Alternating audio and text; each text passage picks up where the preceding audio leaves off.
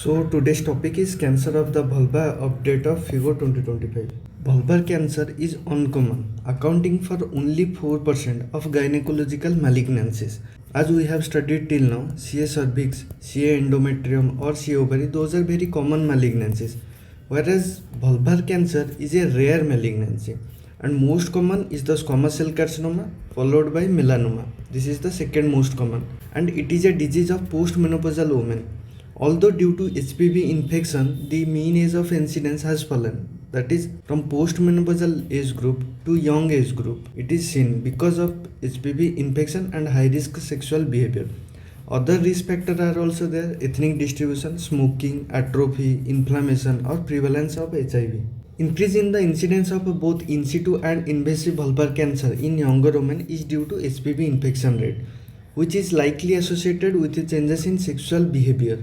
And prevalence of any HPV type is more common in warty or bacillate types, whereas in keratinizing type, less HPV infection, that is 13%, whereas in warty or bacillate 69%, and this type of infection is more common in younger women, whereas keratinizing type is more common in older women. So warty or bacillate associated with more HPV infection and associated with younger patient, whereas keratinizing type is associated with less HPV infection, that is 69% here and 13% here, and it is seen in older women age group. The external genitalia comprise the vulva and the mons pubis or pubic area. The vulva is in the anterior triangle of the perineum. The elements that make the vulva include labia minora, labia majora, clitoris, bulb of vaginal vestibule, and the lesser gland, which is also known as skin gland, and greater vestibular gland, also known as Bartholin gland. Most common site of malignancy of vulva is the skin of vulva, out of which more common in labia majora. Malignancies arising from the clitoris and vestibular gland are extremely rare. Lymphatic drainage from the vulva is primarily to the inguinofemoral region and secondarily to external or internal iliac region.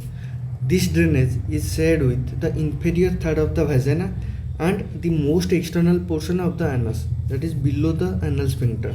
Vulva, inferior third of vagina and anus below anal sphincter. This is the common lymph node drainage, that is to inguinofemoral lymph node, and secondarily to iliac lymph node, that is both external and internal. Depending on the localization of the primary tumor, its size, its closeness to the midline, lymphatic drainage can be of unilateral or bilateral. In addition, if the lesion is close to or on the clitoris, then drainage can be directly to the iliac region instead of inguinofemoral region, because clitoris region directly drain to iliac region. Primary by doing HPV vaccination, secondary by doing screening, and tertiary by doing treatment. Vaccination. As we have studied cervical premalignant lesion predisposing to cervical cancer, similarly persistent HPV infection, particularly HPV 16, has been associated with long-term development of high-grade squamous intraepithelial lesion, squamous cell carcinoma of the vulva. So as we have seen in cervix, it due to high-risk HPV. Similarly in vulva, majorly due to HPV 16, there is risk of HSIL and squamous cell carcinoma of the vulva. The introduction of HPV vaccination as a primary prevention strategy in the cervical cancer has shown to reduce the prevalence of non-cervical pre-malignant lesion among the vaccinated women who were not initially infected with a high-risk HPV type or types included in the vaccine, with vaccine efficacy is more than 90%. So HPV vaccine not only decreases the cervical cancer, also decreases the prevalence of non-cervical pre-malignant lesions. Secondary prevention done by screening. There is no evidence for specific screening for vulvar cancer, but self-examination in women with lichen sclerosis, it is associated with the development of vulvar cancer, should be encouraged. In addition, there should be early evaluation of any patient with symptoms like chronic vulvar pruritus or signs like pigmented lesions, irregular ulcer, or symptom commonly associated with vulvar disease like chronic vulvar pruritus may be a candidate for skin biopsy. Finally, women who are known to have squamous intraepithelial lesion of the cervix, vagina or anus should have inspection of the vulva as a part of their follow-up visits. Tertiary prevention, management of the pre-malignant lesion. An effective strategy to reduce the incidence of vulvar cancer is the opportune treatment of predisposing and pre-neoplastic lesions associated with its development. So there are two main pathological pathways that lead to vulvar squamous cell cancer. One is keratinizing, another is warty or basaloid. Keratinizing squamous cell carcinoma usually occurs in older women and it is associated with lichen sclerosis and or differentiated vulvar intraepithelial neoplasia. Warty or basaloid type occurs in younger women caused by persistent infection with oncogenic strains of HPV like 16, 18, 31 and 33 and squamous intraepithelial lesion as its precursor lesion. Lesions are frequently multifocal and may be associated with squamous intraepithelial lesion in other part of the lower genital tract like cervix, vagina and anus. HIV infection and cigarette smoking are also risk factors for the warty or basaloid types of. Last, this nomenclature suggests that lower anogenital squamous intraepithelial lesions. Currently, such lesions arising from the vulva and anus are all included and named as last. Under this classification, three subtypes are distinguished for the vulva. One is LSIL, that is low grade squamous intraepithelial lesion, HSIL, that is high grade squamous intraepithelial lesion, and a differentiated variant. Last include both vulva and anus lesions. In vulval lesion, there is three types: LSIL, HSIL, and differentiated variants. LSIL is nothing but infection. It does not progress to malignancy, whereas HSIL progress to malignancy. VAN terminology changes. This is the older VAN term was used. Now the VAN word is no longer used. Instead of VAN1 in 2004, it came as flat condyloma or HPV effect, whereas the last terminology in 2012 shows that it is LSIL instead of VAN1 or flat condyloma, and VAN2 and VAN3 is together known as HSIL. In 2004 is the usual type of VAN. So usual type of VAN is three types. One is warty, another is basaloid, another is mixed. Whereas DVAN is different from the VAN 1, 2, 3 or LSIL, HSIL. This is known as VAN differentiated type. This is the latest recommendation to use the term like LSIL or HSIL of vulva and DVAN of vulva. Similar terminology like LSIL of cervix, HSIL of cervix is there. Lichen sclerosis. No definitive treatment for conditions such as lichen sclerosis. Cornerstone measures include avoiding exposure to precipitating factors like trauma by local irritants, occlusive moist environment, and use of potent and ultra-potent topical steroid is the treatment. Alternative option, use of topical calcineurin inhibitor like tacrolimus or retinoids, and photodynamic therapy for selected cases, and case resistant to corticosteroid therapy. So one is topical corticosteroid, second is topical calcineurin inhibitor, third is photodynamic therapy. Surgical treatment was previously restricted to excision of scars in women where scarring has led to functional impairment. And a recent treatment modality is the mesenchymal stem cell, including adipose derived stem cells and autologous platelet-rich plasma. But this is only in research purpose. DVAN represents less than 5% of preneoplastic lesions of the vulva, characterized by a higher rate of progression to squamous vulvar cancer, short time interval to progression, and high recurrence rate than HSIL. It is rarely associated with persistent HPV infection, less than 2%. Excision with margin of 0.5 to 1 cm is the treatment of choice to allow proper evaluation and exclusion of occult invasion. So LSIL is just infection of HPV, HSIL gives rise to usual type VAN, and third is the DVAN, which is less commonly associated with HPV, and it is a higher rate of progression, shorter time interval to progression, and high recurrence, and rarely HPV infection. HSIL. Multiple treatment modalities exist for the management of HSIL.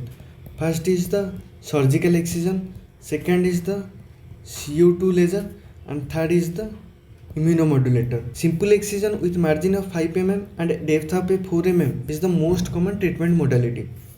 Because excision has the advantage of excluding invasion histologically, but the lack of preservation of vulvar skin results in psychosexual morbidity, particularly in younger women. This is the drawback of surgery in HSIL. An alternative option to preserve anatomy is the carbon dioxide laser, but this does not give you histopathology because there is no tissue excision.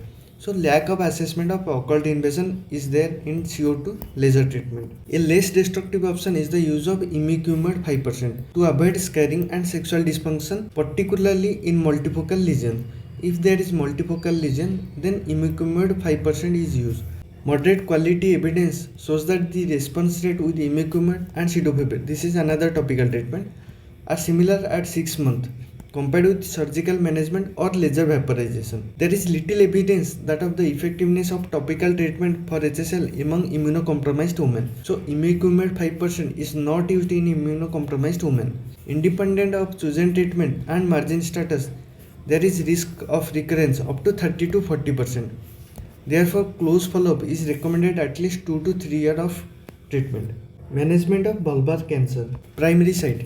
Malignant tumor of the vulva should be histologically confirmed, and they are classified as such when primary site of origin of the tumor is vulva. This includes tumor that involve both vulva and vagina, but excludes secondary tumor from genital and extragenital site, because vulvar cancer is more rare than vulva. So this includes the tumors that involve both vulva and vagina. If there is involvement of vulval cancer and vaginal cancer, then you diagnose it as vulval cancer because vaginal cancer is rare. Lymph nodes. Inguinal and femoral nodes are the first site of spread, followed by the pelvic node. Depending on tumor size and its location, the risk of nodal involvement can be unilateral or bilateral. Metastatic sites. Women who have pelvic lymph node metastasis or extra pelvic spread are considered to have stage 4 disease. Surgical staging. Vulval cancer is the surgical staging based on the histological evaluation. The 2021 FIGO staging for CA vulva is applicable to most malignancies arising from vulva, except melanoma. Histopathological types. Squamous cell carcinoma is the most vulvar cancer, more than 80%, followed by the melanoma, which is the second most common. Rarer histological types are basal cell carcinoma, verrucous carcinoma, adenocarcinoma related to extramammary Paget's disease, Bartholin gland carcinoma of squamous type, adenocarcinoma or transitional cell carcinoma, and last one is the sarcoma. So most common is squamous cell carcinoma, second most common is melanoma. In the carcinoma there are basal cell carcinoma, verrucous carcinoma, adenocarcinoma, Bartholin gland carcinoma. Another is the sarcoma. Histological grading are categorized as follows. GX grade cannot be assessed, G1 well differentiated, G2 moderately differentiated, and G3 is poorly or undifferentiated. New FIGO staging for CA vulva. Stage 1. Tumor confined to the vulva. 1A, 1B. 1A is tumor size less than or equal to 2 cm and stromal invasion is less than or equal to 1 mm. In histopathological report, you must check the stromal invasion status. 1B. Tumor size more than 2 cm or stromal invasion more than 1 mm. There is and here is or. Tumor of any size with extension to lower third of the urethra, lower third of the vagina, lower third of the anus with negative node is stage 2. Whereas stage 3 is tumor of any size with extension to upper part of adjacent perineal structure or with any number of non-fixed, non-ulcerated lymph node. Stage 3 divided into 3. 3A is the tumor of any size with a disease extension to upper 2/3 of urethra, upper 2/3 of the vagina, bladder mucosa, rectal mucosa, or regional lymph node metastasis up to 5 mm.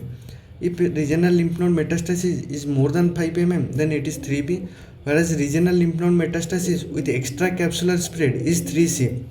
Stage 4 is tumor of any size fixed to bone or fixed ulcerated lymph node metastasis or distant metastasis. So stage 4A is the disease fixed to pelvic bone or fixed or ulcerated regional lymph node metastasis. Stage 4B is distant metastasis. Regional refers to the inguinal and femoral lymph node, and the depth of invasion is measured from the basement membrane of the deepest adjacent dysplastic tumor-free rete or nearest dysplastic rete to the deepest point of invasion. Treatment depends primarily on histology and staging. Other variables are age, existence of comorbidity, and performance status of the patient. Treatment is predominantly surgical and or adjuvant radiation, particularly for squamous cell carcinoma. Although definitive concurrent chemoradiation is an effective alternative, particularly for advanced tumor, and those where exentration would be necessary to achieve adequate surgical margins. Management should be individualized. Other therapies such as chemotherapy and immunotherapy are usually reserved for metastatic or palliative setting or for treatment of rare histology like melanoma. Psychosexual counseling service should be available to all women with pre-invasive and invasive vulvar disease.